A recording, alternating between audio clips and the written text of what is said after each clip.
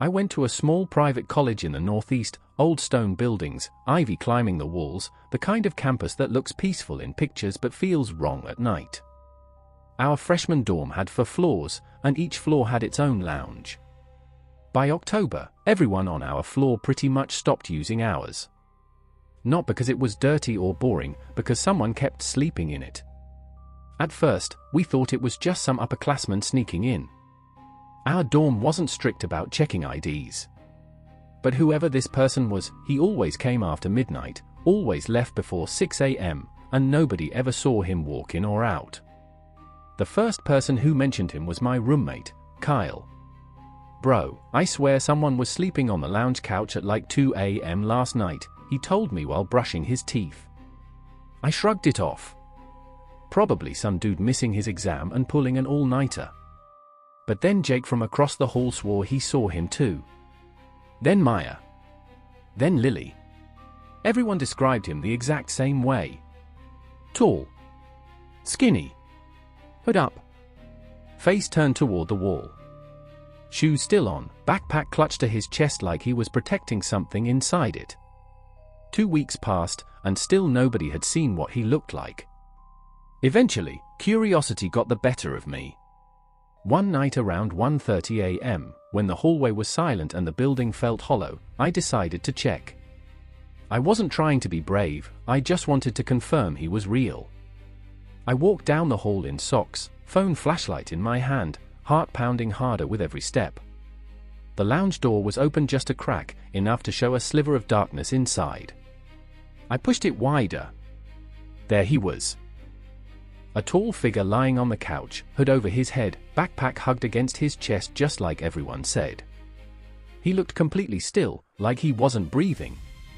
Something about that bothered me. Nobody sleeps that still. I thought maybe he was awake, maybe he heard me walk in. But he didn't move. Not even a twitch. I stepped closer. The room smelled faintly sour, like old clothes and something metallic. My light wasn't bright enough to show his face, but I could see that his hoodie sleeves were filthy, stained dark at the elbows. His jeans looked worn and stiff, like he'd been wearing them for weeks. His shoes were the strangest part. They weren't college shoes. They were old construction boots, heavy, scuffed, the kind you'd wear on a job site or in the middle of winter. Definitely not something a student would wear indoors. I whispered, "Hey, you okay?" No movement. I backed out slowly, not wanting to wake him or whatever he was. The next morning, he was gone again. We reported it to the RA. He brushed it off, probably someone from another building crashing after a party. Just ignore it. But it kept happening. Every single night. Then things got worse. One night around 4 a.m., I woke up to a sound that didn't belong. A faint dragging noise out in the hallway. Slow. Repetitive. Like someone sliding something heavy along the floor. I froze. Kyle sat up too, whispering, "Dude, you hear that?" I nodded. The dragging sound got louder, closer. Then it stopped right outside our door.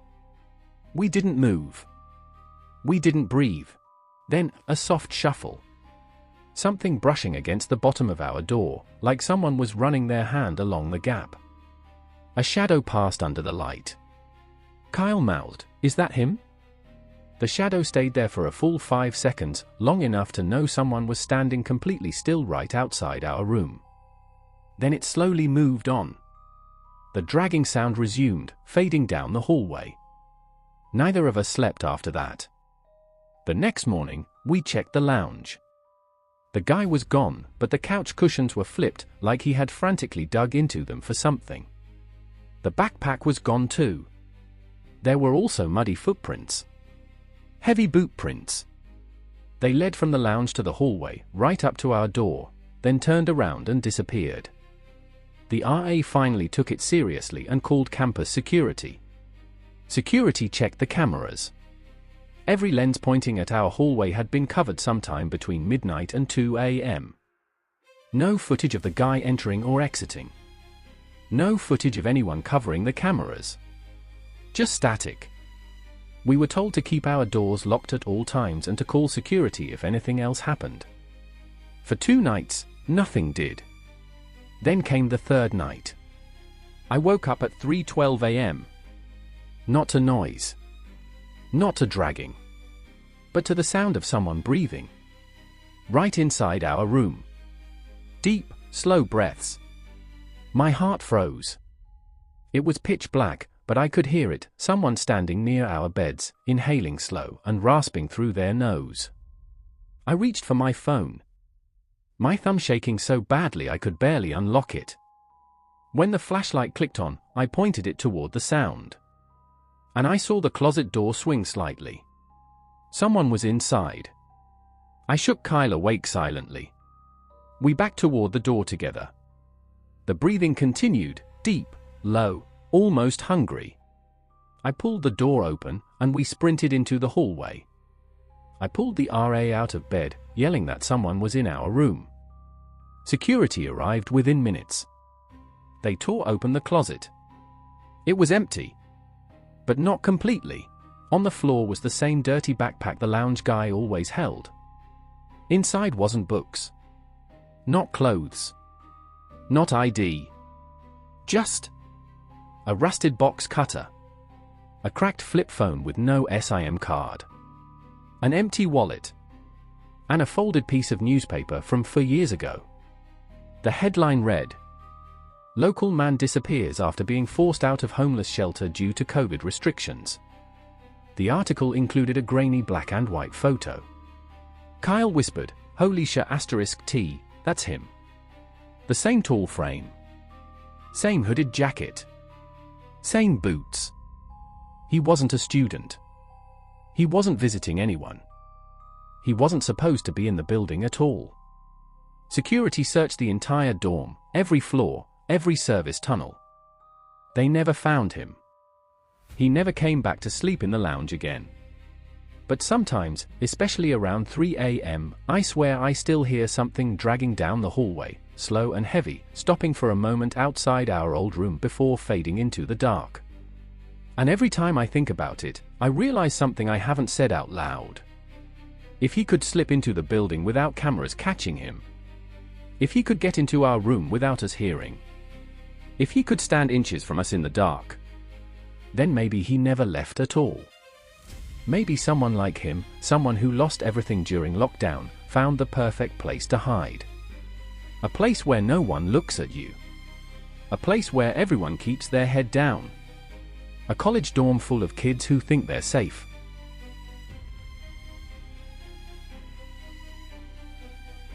I didn't think anything strange about the 6th floor study room during my first semester.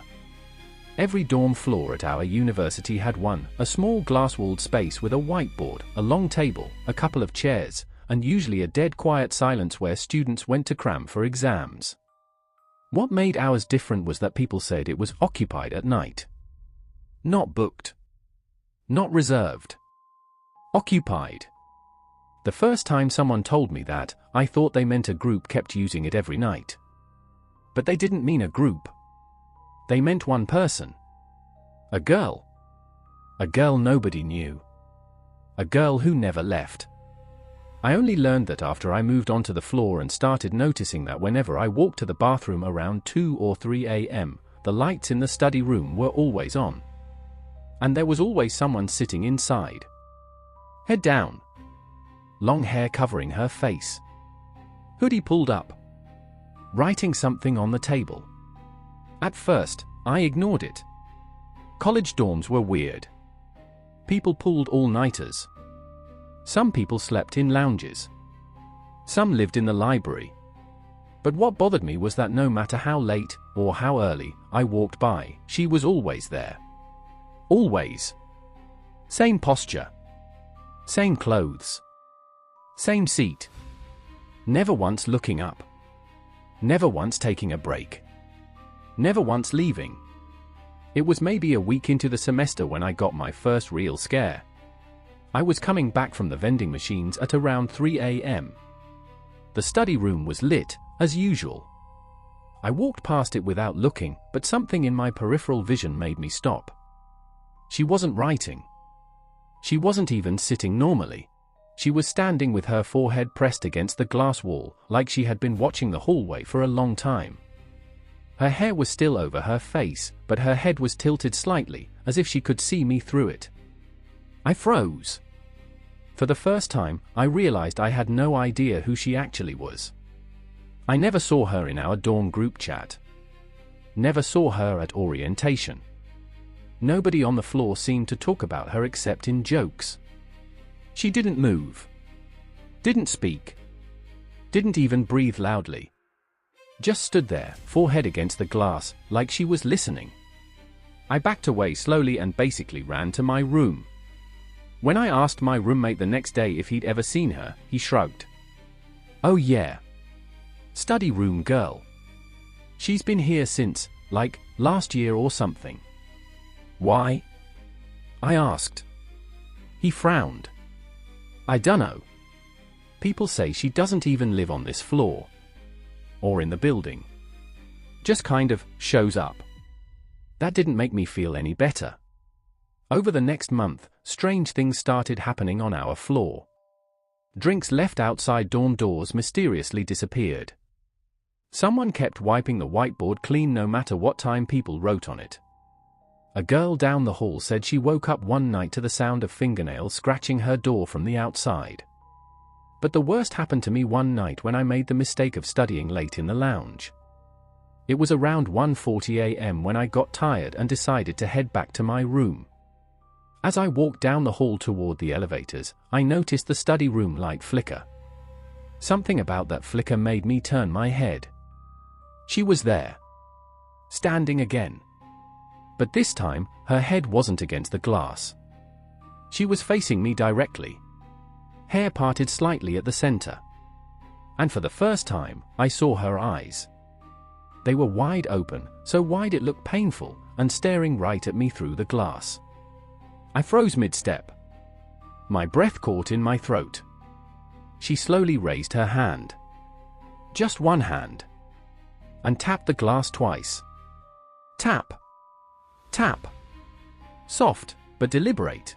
I sprinted back to my room. I locked the door. Sat against it. And didn't sleep the entire night. The next morning, I told the RA everything. I explained what I saw, what she did, how she stood there watching me. He laughed. He told me the 6th floor study room had a motion light. That it flickered sometimes. That a girl using it late wasn't a big deal. But when I asked him for her name, just to know if she actually lived on the floor, his smile dropped. "Dude, nobody has access to that room at night. It's been locked after 11 p.m. since last winter because of an incident." My stomach tightened. "What kind of incident?" He hesitated. Then said quietly, "A girl had a breakdown in there during finals week last year. She barricaded herself inside. They couldn't get her out for almost a day. When they finally did, she was just sitting at the table, writing the same sentence over and over. Let me stay. She got taken to a facility off campus." I didn't believe him. Not really. Until he walked me to the study room door.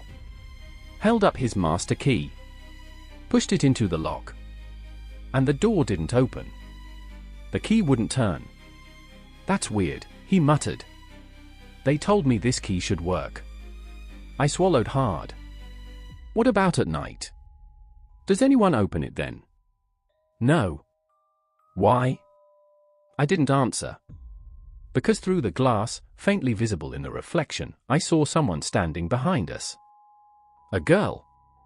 Hair hanging over her face. Head tilted.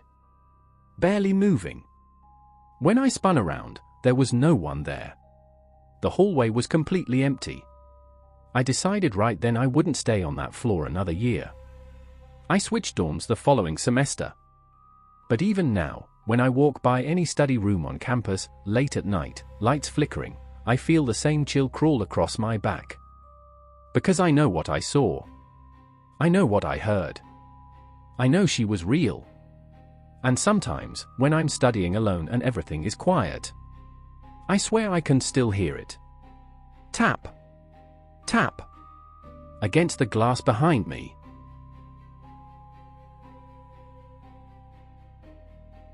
I went to a mid-sized college in the Midwest, the kind of place where nothing dangerous ever seemed to happen except the usual campus drinking stories and the occasional bike theft. My freshman dorm was old, built in the 1960s, and the basement had been converted into a study area, laundry room, and a series of weird storage rooms that the college never bothered to renovate. I hated studying in my room because my roommate constantly brought friends over, so the basement became my personal safe place. Most nights around exam season, I'd go down there at around midnight, bring my laptop, and work until I fell asleep on one of the old couches. The basement lights worked on motion sensors and would shut off after a few minutes if no one moved. It was annoying at first, but I got used to waving my hands every so often.